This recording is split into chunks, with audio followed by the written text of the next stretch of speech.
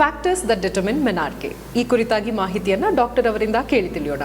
Doctor ತಿಳಿಸ್ಕೊಡ್ತಾ ಇದ್ರಿ ಯಾವ ರೀತಿಯಾದಂಥ ಒಂದು ಕಾರಣಗಳು ಇದಕ್ಕೆ ಲೀಡ್ ಮಾಡುತ್ತೆ, ಯಾವೆಲ್ಲ ಅಂಶಗಳನ್ನು ನಾವು ಗಮನದಲ್ಲಿ ಇಟ್ಕೊಳ್ಬೇಕಾಗತ್ತೆ ಅನ್ನೋದನ್ನು ಈ ಕುರಿತಾಗಿ ಇನ್ನಷ್ಟು ಮಾಹಿತಿಯನ್ನು ತಿಳಿಸ್ಕೊಡಿ. ಸೊ ನಾನು ಲಾಸ್ಟ್ ಹೇಳ್ದಂಗೆ ಎಕ್ಸಸೈಸ್ ಕೂಡ ಒಂದು ಇಂಪಾರ್ಟೆಂಟ್ ಡಿಟರ್ಮಿನೆಂಟು. ಯಾತಕ್ಕೆ ಮೆನ್ಸ್ಟ್ರುಯೇಷನ್ ಇನ್ನೂ ಶುರುವಾಗದೇ ಇರೋ ಹುಡುಗಿರಲ್ಲಿ ಜಾಸ್ತಿ ಎಕ್ಸಸೈಸ್ಗಳೂ ಕೂಡ ತುಂಬ ಅಥ್ಲೆಟಿಕ್ಸಲ್ಲಿ ಹಾಕಬಾರ್ದು ಅನ್ನೋದು ಒಂದು ನಾನು ಹೇಳ್ತೀನಿ ಮುಂದೆ ಯಾತಕ್ಕೆ ಅಂತ. ಮತ್ತೊಂದು ಫ್ಯಾಕ್ಟರ್ ಏನು ಅಂದರೆ ಸೀಸನ್ಸು. ಯಾವ ಸೀಸನ್ನು ಡಿಟರ್ಮಿನ್ ಮಾಡುತ್ತೆ. ಕೆಲವು ಸಲ ನಾವು ಸೀಸನ್ಸು ಈ ವರ್ಷ ಋತುವಲ್ಲಿ ಪಿತ್ತ ಜಾಸ್ತಿ ಇರುತ್ತೆ, ಸಾಧಾರಣವಾಗಿ ಎಕ್ಸೆಸ್ ಬ್ಲೀಡಿಂಗ್ಗಳು ಜಾಸ್ತಿ ಆಗುತ್ತೆ. ಈ ಮೆನೋರೇಜಿಯಾ ಕೇಸಸ್ಸು ಅದೆಲ್ಲ ಬಂದಾಗ ಬ್ಲೀಡಿಂಗ್ ನಿಲ್ಲದೇ ಇಲ್ಲ.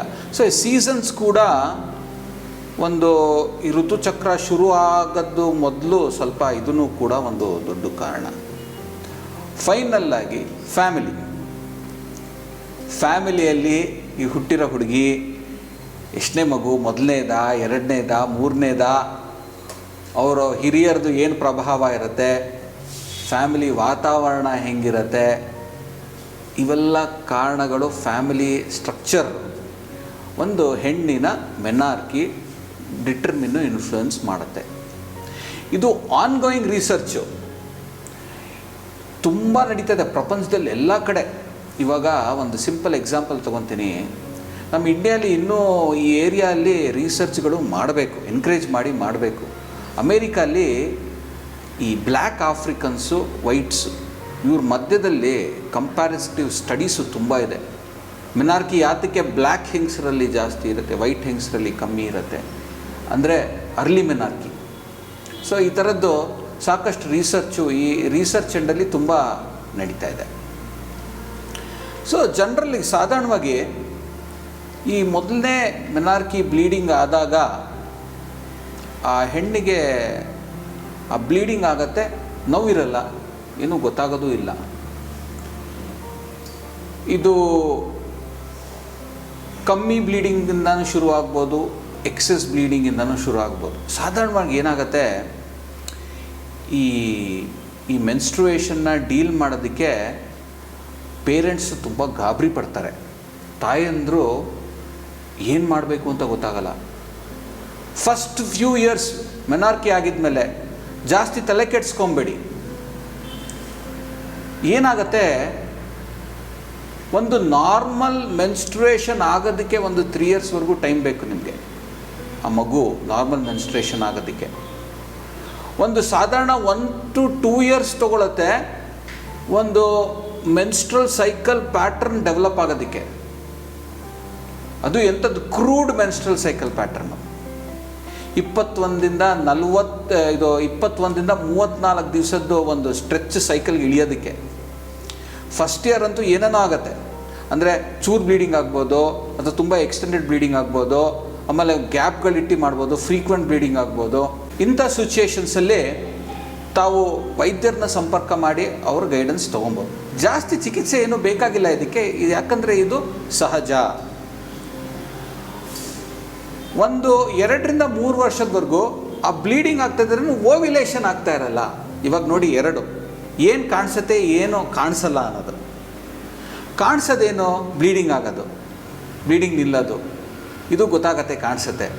ಕಾಣಿಸ್ದೇ ಇರೋದು ಒಳಗಡೆ ಏನಾಗ್ತಾ ಇರುತ್ತೆ, ಆ ಓವರೀಸಿಂದ ಒಂದು ಫಾಲಿಕಲ್ ಡೆವಲಪ್ಮೆಂಟ್ ಆಗಿ ಡಾಮಿನೆಂಟ್ ಫಾಲಿಕಲ್ ಆಗಿ ಅದು ರಪ್ಚರ್ ಆಗಿ ಎಗ್ ರಿಲೀಸ್ ಆಗೋದು, ಇದು ಓವ್ಯುಲೇಷನ್ ಸಾಧಾರಣವಾಗಿ ಅಂಥ ಹುಡುಗಿರಲ್ಲಿ ಇನಿಷಿಯಲ್ಲಾಗಿ ಒಂದು 2-3 ಇಯರ್ಸ್ ಜಾಸ್ತಿ ಆಗಲ್ಲ. ಇದು ಎಕ್ಸ್ಪೆಕ್ಟ್ ಮಾಡ್ಕೊಳ್ಳಿ. Normal menstruation 10 years to 15 years. 10 to 15 ಇಯರ್ಸಲ್ಲಿ ಮೆನಾರ್ಕಿ ನಾರ್ಮಲ್ ಏಜು. ಈ 10ಇಂದ ಕೆಳಗಡೆ ಆಗ ಮೆನಾರ್ಕಿಗೆ ಅರ್ಲಿ ಮೆನಾರ್ಕಿ ಅಂತ ಕರಿತೀವಿ. ಈ 15 ವರ್ಷ ಆಗಿದ ಮೇಲೆ ಆಗೋದು ಫಸ್ಟ್ ಮೆನ್ಸ್ಟ್ರುಯೇಷನ್ಗೆ ಲೇಟ್ ಮೆನಾರ್ಕಿ ಅಂತ ಕರಿತೀವಿ. ಈ ಕೆಲವು ಕೇಸಸಲ್ಲಿ ಏನಾಗುತ್ತೆ, 15 ವರ್ಷದವರೆಗೂ ಮೆನ್ಸ್ಟ್ರುಯೇಷನ್ನೇ ಆಗಲ್ಲ. ಆಮೇಲೆ ದೋ ಇವಾಗ ಏನಾಗತ್ತೆ, ಈ ಮೆನ್ಸ್ಟ್ರೇಷನ್ ಶುರು ಆಗೋಕ್ಕೆ ಮೊದಲು ಈ ಸೆಕೆಂಡ್ರಿ ಲಕ್ಷಣಗಳು ಶುರು ಆಗತ್ತೆ ಒಂದು ಹೆಣ್ಣಲ್ಲಿ. ಬ್ರೆಸ್ಟ್ ಡೆವಲಪ್ಮೆಂಟು ಒಂದು ತುಂಬ ಇಂಪಾರ್ಟೆಂಟು. ಈ ಬ್ರೆಸ್ಟ್ ಡೆವಲಪ್ಮೆಂಟ್ ಆಗಿ 2-3 ವರ್ಷದಲ್ಲಿ ಇನ್ನೂ ಮೆನ್ಸ್ಟ್ರುಯೇಷನ್ ಶುರುವಾಗಿಲ್ಲ ಅಂದರೆ ಅದಕ್ಕೆ ಅನಾರ್ಥವ ಅಥವಾ ಅಮೆನೋರಿಯಾ ಅಂತ ಕರಿತೀವಿ. ಪ್ರೈಮರಿ, ಈ ಪ್ರೈಮರಿ ಅಮೆನೋರಿಯಲ್ಲಿ ಬ್ರೆಸ್ಟ್ ಡೆವಲಪ್ಮೆಂಟು ಇದೆಲ್ಲ ಆಗಿ ಮೆನ್ಸಸ್ ಶುರು ಆಗಲ್ಲ, ಹಾಗೂ ಸೆಕೆಂಡ್ರಿ ಕ್ಯಾರೆಕ್ಟರಿಸ್ಟಿಕ್ಸೇ ಶುರು ಆಗದೆ ಬ್ಲೀಡಿಂಗು ಆಗದೆ ಇರೋದು, ಅದಕ್ಕೂ ಪ್ರೈಮರಿ ಅಮೆನೋರಿಯಾ ಅಂತ ಕರಿತೀವಿ.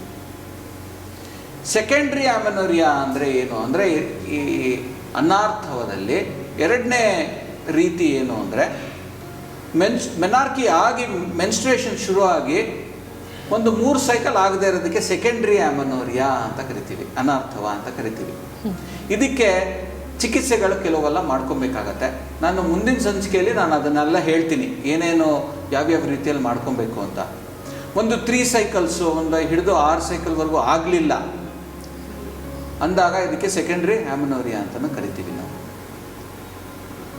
ಸೊ ಇಷ್ಟು ರೀತಿಯಲ್ಲಿ ನಾವು ಜನರಲ್ ಆಗಿ ನೋಡಿದ್ದೀವಿ.